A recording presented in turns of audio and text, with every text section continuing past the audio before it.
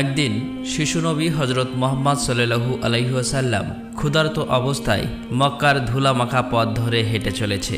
কিছুটা দূরে ছিল আবু জাহেলের খেজুর বাগান। আবু জাহেল এক ইহুদি ব্যক্তিকে নিয়ে খেজুরগুলো একটি বস্তায় ভর্তি করছিল। শিশু নবী মুহাম্মদ সাল্লাল্লাহু আলাইহি ওয়াসাল্লাম তখন ক্ষুধার্ত ছিল, তাই ক্ষুধা নিবারণের জন্য দুটি খেজুরের আশায় আবু জাহেলের খেজুর বাগানের দিকে যেতে লাগলো। শিশু নবী মুহাম্মদ সাল্লাল্লাহু আলাইহি ওয়াসাল্লাম ধীরে ধীরে সেই খেজুর বাগানে হাজির হলেন এবং আবু জাহেলকে সালাম দিয়ে বিনয়ের সঙ্গে বললেন, চাচা যান, আমার খুব ক্ষুধা পেয়েছে, আমাকে দুটি খেজুর দিতে পারবেন? তখন আবু জাহেল তাচ্ছিল্য ভরা চোখে তাকিয়ে বলল, হে মোহাম্মদ, তোমাকে খেজুর দিতে পারি, কিন্তু একটি শর্ত আছে। ওই যে ব্যক্তিটি দাঁড়িয়ে আছে তার কাছে বস্তা আছে, ওইগুলো তুমি মাথায় করে নিয়ে আমার বাড়িতে দিয়ে আসো, তাহলে তুমি খেজুর পাবে। তখন শিশু নবী সাথে সাথে ওই ইহুদি ব্যক্তির কাছে চলে গেলেন। ইহুদি লোকটি তাকে অবাক হয়ে দেখে বললেন, হে বালক মোহাম্মদ, তুমি কি জন্য এসেছো? শিশু নবী মুহাম্মদ সাল্লাল্লাহু আলাইহি ওয়াসাল্লাম বললেন, আমি এই বস্তা মাথায় করে নিয়ে যাব। ইহুদি ব্যক্তিটি বললেন, এই ছোট্ট বয়সে তুমি কি এই বস্তায় নিয়ে যেতে পারবে? শিশু নবী বললেন, নিশ্চয়ই পারবো। অতঃপর শিশু মুহাম্মদ সাল্লাল্লাহু আলাইহি ওয়াসাল্লাম ধুলিমাখা শরীরে মাথায় বিশাল বস্তা নিয়ে হেঁটে চললেন। ছোট্ট ছোট্ট পা, ক্লান্ত দেহ, কিন্তু চেহারায় এক অপার্থিব শান্তি। এবং তার পিছু চলেছে আবু জাহেল এবং সেই ইহুদি ব্যক্তি। কিছুক্ষণ পর সেই বস্তা আবু জাহেলের বাড়ির সামনে এসে রাখলেন। তখন ইহুদি ব্যক্তি এই বস্তা নিয়ে বাড়ির ভিতরের কোণে রেখে দিলেন। তারপর শিশু নবী হজরত মুহাম্মদ সাল্লাল্লাহু আলাইহি ওয়াসাল্লাম বললেন, চাচা যান, আমাকে খেজুর দেবেন না? তখন আবু জাহেল মাত্র একটি খেজুর দিলেন। তখন শিশু নবী হজরত মুহাম্মদ সাল্লাল্লাহু আলাইহি ওয়াসাল্লাম বললেন, চাচা যান, আর একটি খেজুর দেবেন না? এই নির্দোষ চাওয়াই যেন আবু জাহেলের আগুনে ঘি ঢেলে দিল। সে রেগে গিয়ে হঠাৎ করে একটি প্রচণ্ড থাপ্পড় মারল শিশু মুহাম্মদ সাল্লাল্লাহু আলাইহি ওয়াসাল্লামের গালে।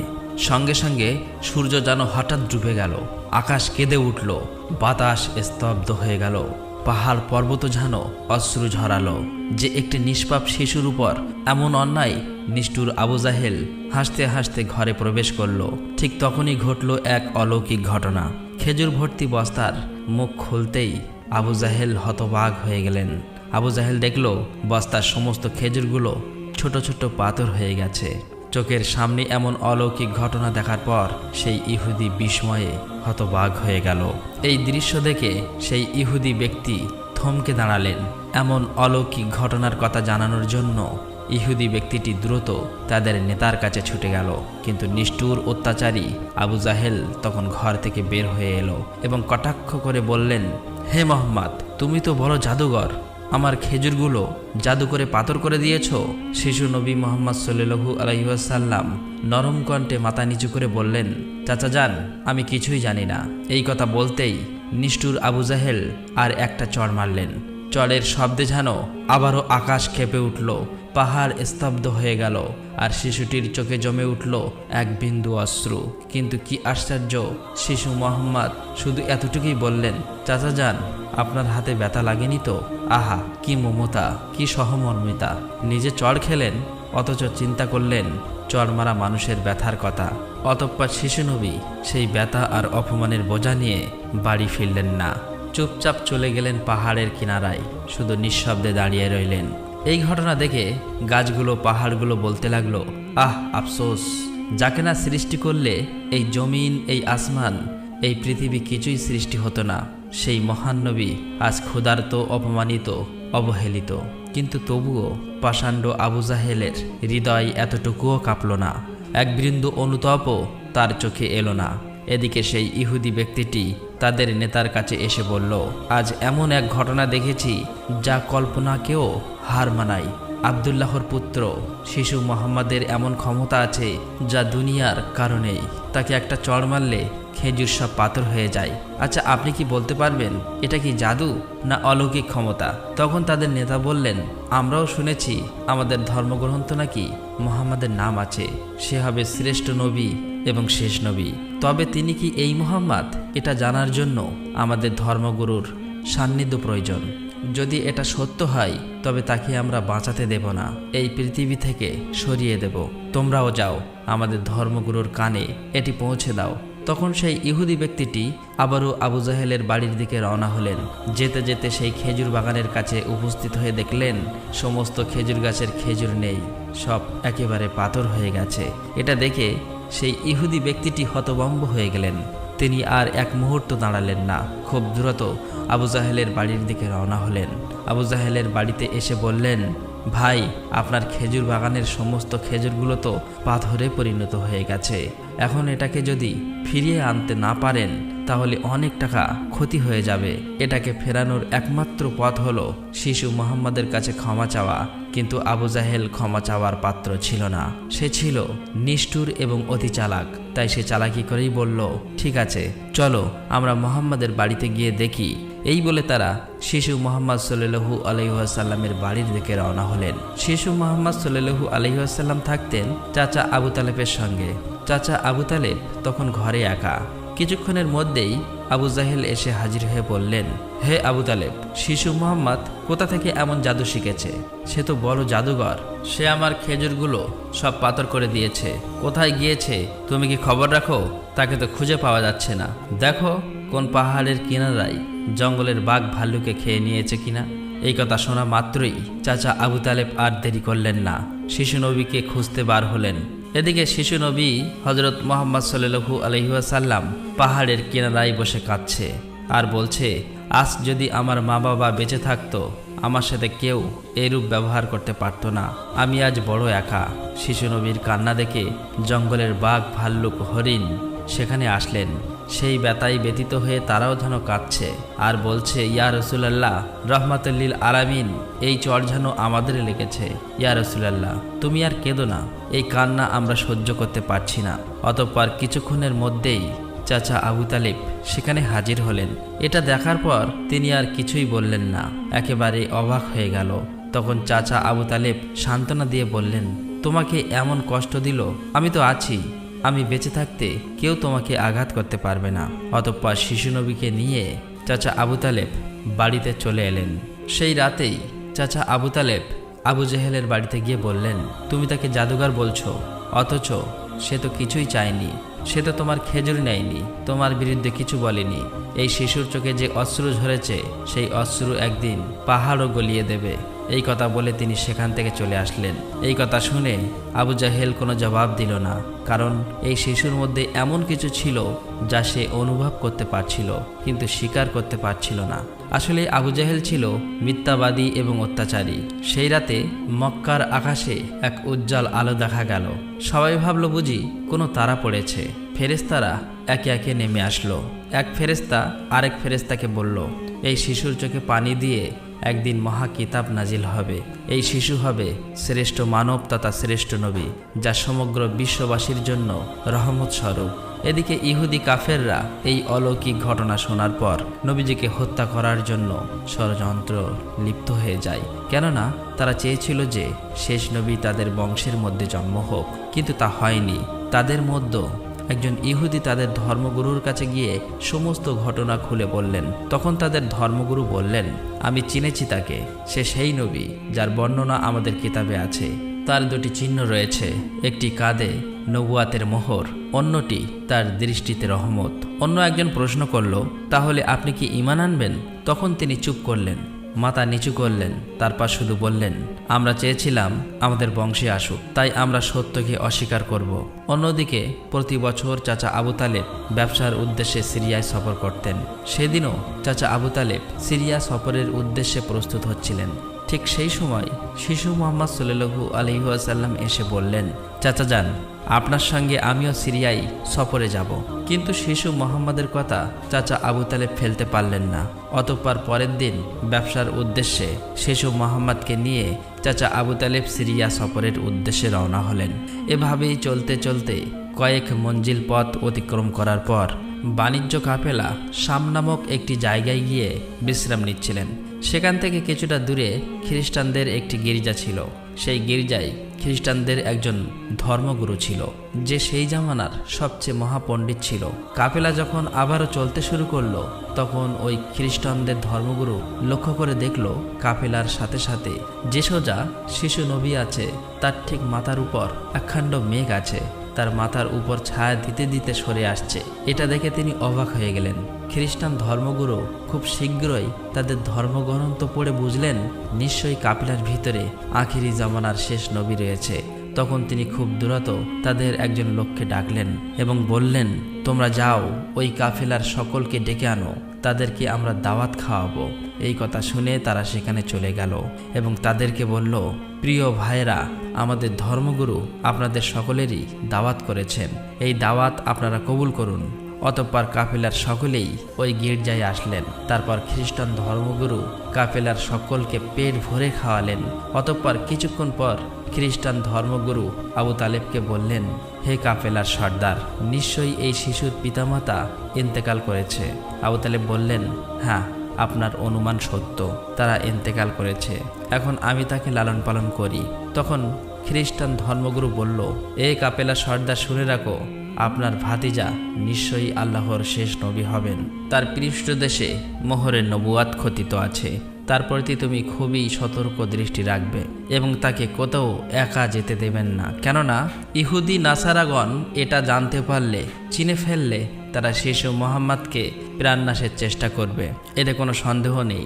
তখন চাচা আবু তালেব বললেন, আপনি এই খবর জানেন কিভাবে?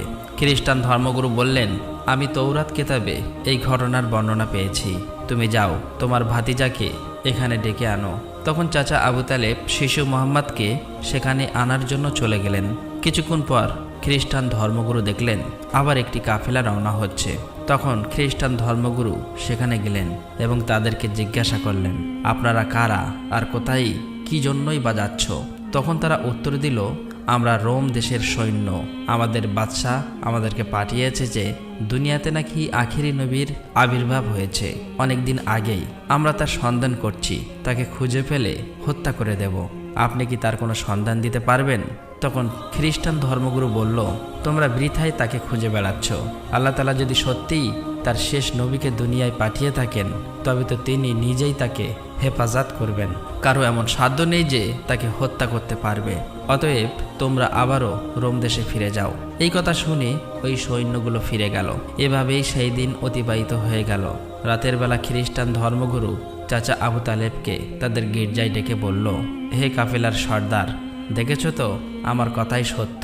ইহুদি নাসারাগণ আখিরি নবীর সাথে চরম শত্রুতা পোষণ করে। তারা যদি শেষ নবীকে হাতের কাছে পেয়ে যায় তাহলে হত্যা করার চেষ্টা করবে। অতএব ভাতিজাকে নিয়ে বিদেশে যাওয়া উচিত হবে না, ফিরে যাও। অতঃপর পরের দিন চাচা আবু তালেব আর বিদেশ সফর করলেন না, আবারও দেশের পথে ফিরে আসতে লাগলেন। কিছুক্ষণ যাবার পর পথের মধ্যে একটি ঘোড়া দেখতে পেলেন, কিন্তু সেখানে কোনো মানুষ ছিল না। এটা দেখে তারা সেখানে দাঁড়িয়ে পড়লেন। তারপর দেখলেন একজন মানুষ মৃত অবস্থায় পড়ে আছে। আসলেই এটি ছিল একজন ইহুদি যে শিশু নবীকে হত্যা করতে এসেছিল। কিন্তু আজ সেই শিশু নবী নিজে তাকে বাঁচিয়ে তুলছে, নিজের হাতে পানি খাওয়াচ্ছেন। এভাবেই তাকে বাঁচিয়ে নিজেদের সাথে নিয়ে আবারও পথ চলতে শুরু করলেন। এভাবেই চলতে চলতে তাদের কাফেলা একটি সাগরের কিনারায় এসে উপস্থিত হলেন। সেখানে ছিল একটি জেলে সম্প্রদায়ের বসবাস। তাদের কাফেলা সেখানেই বিশ্রাম নিচ্ছিলেন। কিন্তু ওখানকার জেলে সম্প্রদায় ছিল মূর্তি পূজারী। তারা ছিল কুসংস্কারে আবদ্ধ। চাচা আবু তালেব হঠাৎ করে একটি জায়গায় গিয়ে দেখল একদল জেলে সম্প্রদায় মূর্তি পূজা করছে। তখন তাদের মধ্যে একজনকে জিজ্ঞাসা করল, প্রিয় ভাইরা, আপনারা এমন করে মূর্তি পূজা করছেন কেন? তখন সেই ব্যক্তি বলল, আমাদের জালে বহুদিন থেকে মাছ ধরা পড়ে না, তাই সমুদ্রের দেবতাকে খুশি করার জন্য এই পূজার আয়োজন করেছি। এদিকে শিশু মুহাম্মদ সাল্লাল্লাহু আলাইহি ওয়াসাল্লাম লক্ষ্য করে দেখলেন একটি বড় মূর্তির সাথে একজন মা ও তার বাচ্চাকে শিকল দিয়ে বেঁধে রাখা হয়েছে, তাদেরকে বলি দেবে বলে। কেননা এই জেলে সম্প্রদায়ের বিশ্বাস ছিল এভাবে বলি দিলে তাদের দেবতা খুশি হবে, তাদের জালে আবারও মাছ ধরা পড়বে। তখন শিশু মুহাম্মদ সাল্লাল্লাহু আলাইহি ওয়াসাল্লাম সেখানে গেলেন এবং তাদেরকে শিকল খুলে মুক্তি করে দিলেন। সেই মুহূর্তে একজন জেলে সেখানে গেলেন এবং বললেন, আমরা যাদেরকে বলি দেব বলে বেঁধে রেখেছিলাম তাদেরকে একজন বাচ্চা খুলে দিয়েছে। এটা শুনে তারা সবাই অতি দ্রুত নবীজিকে ধরতে সেখানে যেতে লাগলো। তখন চাচা আবু তালেব তাদেরকে থামাতে গেল, আর সেই সাথে সাথেই তারা সবাই দেখতে পায় সমুদ্রের কাছে সেই বড় মূর্তিটি আপনা আপনি ভেঙে পড়েছে। সমুদ্রের ঢেউ উঠেছে আর সেই ঢেউয়ের সাথে সাথে অনেকগুলো মাছ উপরে উঠে এসেছে। এটা দেখে সমস্ত জেলের সম্প্রদায়ের মানুষ অনেকগুলো মাছ ধরল এবং তারা নিজেরা অনেক খুশি হয়ে গেল। এটা দেখে আবু তালেব অবাক হয়ে যায়। আসলেই নবীজি তখন সমুদ্রের ধারে দাঁড়িয়ে আল্লাহর কাছে দোয়া করছিলেন। নবীজির দোয়ার বরকতে আল্লাহ তাআলা তাদেরকে মাছ দিয়েছিলেন। অতঃপর তাদের কাফেলা মক্কার দিকে রওনা হলো। মক্কায় আসার পর শিশু নবী হযরত মুহাম্মদ সাল্লাল্লাহু আলাইহি ওয়াসাল্লাম চাচা আবু তালেবের ছাগল নিয়ে চড়াতে যেতেন। একদিন ছাগল চড়িয়ে ফেরার পথে শিশু নবী দেখতে পান এক জায়গায় দাসদাসীদের কেনাবেচা চলছে। পুরুষদের গরম রড দিয়ে অত্যাচার করছে এবং মহিলাদের উচ্চ দামে কেনাবেচা চলছে। এটা দেখে শিশু নবী অনেক কষ্ট পায়। এদিকে নবীজির এক চাচা আবু লাহাব দাসীকে কেনাবেচা করত। তিনি একজন দাসকে বেশি দামে বিক্রি করে দিচ্ছিলেন। ঠিক সেই সময় তার স্বামী গিয়ে বললেন, হুজুর, আপনি এমন কাজ করবেন না, আমাদেরকে ক্ষমা করে দিন। এভাবেই কাকুতি মিনতি করতে লাগলো, কিন্তু আবু লাহাব তার কোনো কথাই শুনতে চায় না। ঠিক সেই সময় আমাদের দয়ার নবী সেখানে হাজির হয় এবং চাচা আবু লাহাবকে বলে, আপনি এই মহিলাকে বিক্রি করবেন না। তখন আবু লাহাব বলে, আমি এই মহিলাকে অনেক বেশি দামে কিনেছি, আমার মূল্য পরিশোধ করে দিলে আমি তাকে ছেড়ে দেব।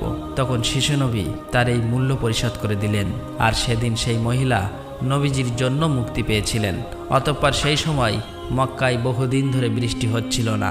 মক্কায় বড় বড় নেতারা একত্রিত হয়ে বলতে লাগলো, মক্কায় বহুদিন ধরে বৃষ্টি হচ্ছে না, আমাদের বাচ্চারা মারা যাচ্ছে, পশু পাখি মারা যাচ্ছে। তাই আমরা সবাই মিলে কসম করছি যে আমরা সবাই কাবার কাছে আসব এবং সেখানে গিয়ে বৃষ্টি চাইব। যতক্ষণ না বৃষ্টি আসে ততক্ষণ আমরা সেখান থেকে আসব না। এই কথা বলার পর সবাই একে একে কাবার দিকে যেতে লাগলো।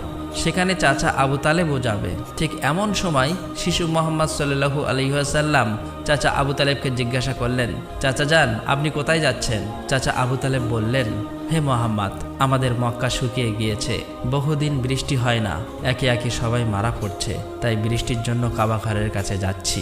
তখন শিশুনবী বললেন, চাচা যান, আপনি আমাকে সাথে নিয়ে চলেন।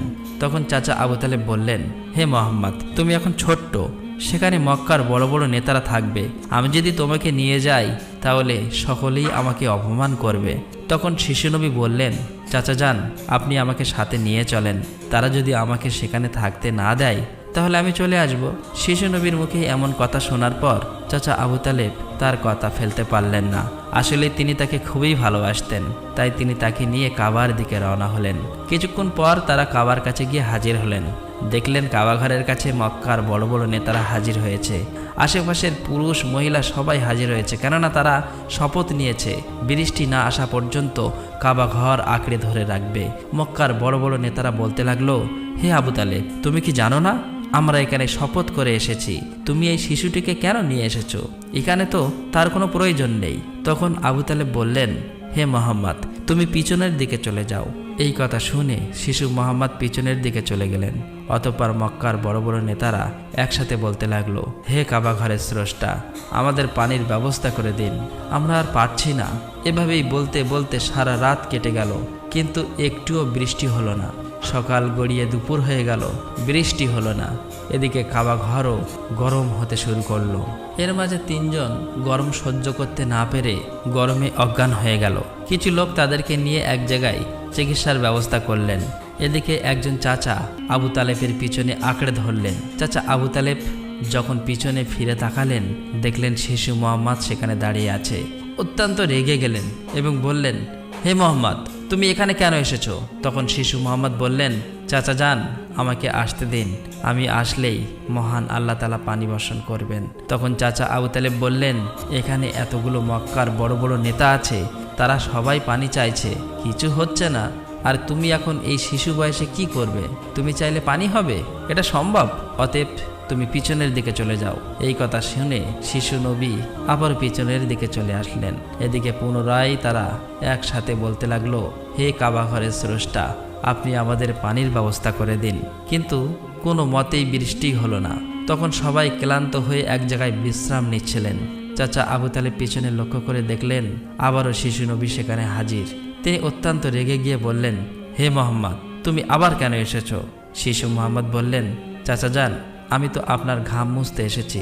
এই কথা শুনে চাচা আবু তালেব নবীজির উপর প্রচণ্ড মায়া লাগলো এবং তাকে জড়িয়ে ধরলেন। তখন শিশু মোহাম্মদ আবার বললেন, চাচা যান, আমাকে একটিবার কাবা ঘরের কাছে যেতে দিন। আমি গেলে আল্লাহ তাআলা পানি বর্ষণ করবেন। সেখানে থাকা মক্কার নেতাদের মধ্যে একজন এই কথাটি শুনতে পেল। শিশু মোহাম্মদ চিৎকার করে বলতে লাগলো, হে মক্কার মানুষেরা, চেয়ে দেখো, পানি চলে এসেছে। সেখানে থাকা সমস্ত লোকেরা অবাক হয়ে বলতে লাগলো, কোথায় পানি এসেছে? এখানে তো আমরা সবাই গর্বে মারা যাচ্ছি, আর তুমি বলছো পানি চলে এসেছে? তাদের মধ্য থেকে একজন বলল, হে মোহাম্মদ, তুমি এগিয়ে যাও। কিন্তু অন্য নেতারা বলল, আমাদের মতো বড় বড় নেতা থাকতে যদি এই শিশু মোহাম্মদ সামনে চলে যায় তাহলে আমাদের মান সম্মান সব চলে যাবে।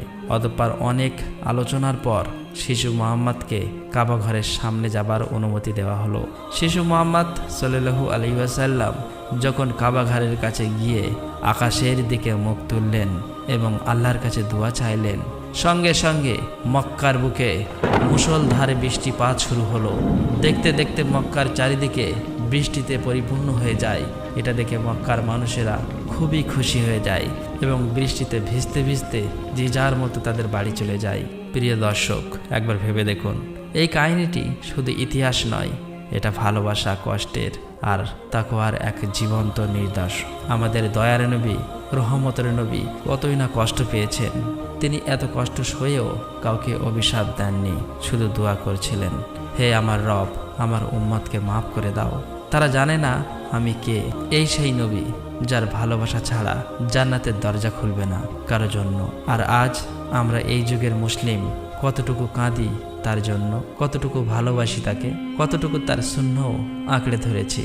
একবার ভেবে দেখুন, যে নবীর কষ্টে পাহাড় কাঁদে, গাছ কাঁদে, পশু পাখি কাঁদে, আর আমরা, আমাদের চোখে জল আসে না, আমাদের হৃদয় কেন নড়ে না? প্রিয় দর্শক, আসুন আমরা সকলেই দোয়া করি, মহান আল্লাহ তাআলা যেন আমাদের সকলকে সেই দয়ার নবীর ওসিলায় মাফ করে দেন। আল্লাহ তাআলা আমাদের সকলের দোয়া কবুল করুক, আমিন।